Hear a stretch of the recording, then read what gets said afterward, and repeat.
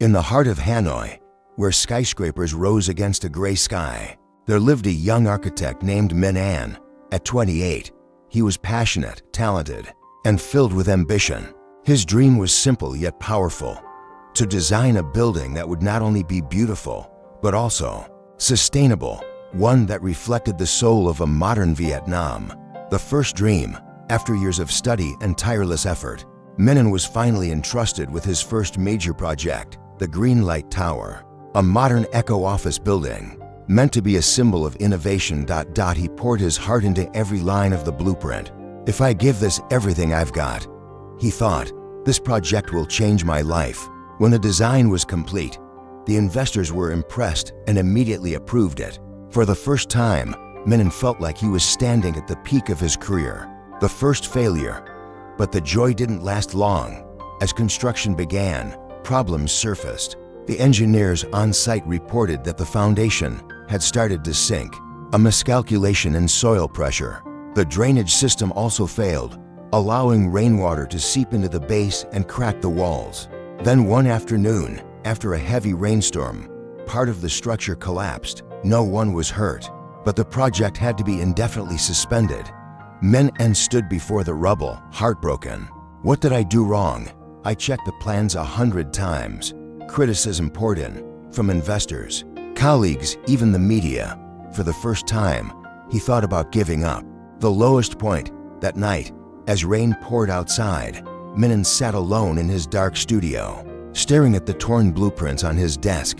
He recalled his professor's words: "Architecture isn't just the art of perfection, it's the art of learning from collapse." In that moment, something shifted inside him. He picked up his old sketches, marked every mistake, and wrote down lessons learned. He read books on soil mechanics, water resistance, and green design. For the first time, he realized that failure wasn't the end. It was an opportunity to begin again, but smarter. Rebirth through creativity. Minh An decided to start over. He requested permission to redesign Green Light Tower with a new philosophy. A building isn't just concrete and steel. It's a harmony between people, nature, and time. He experimented with new materials, self-healing concrete, green walls, and renewable water systems. He collaborated with environmental engineers and renewable energy experts.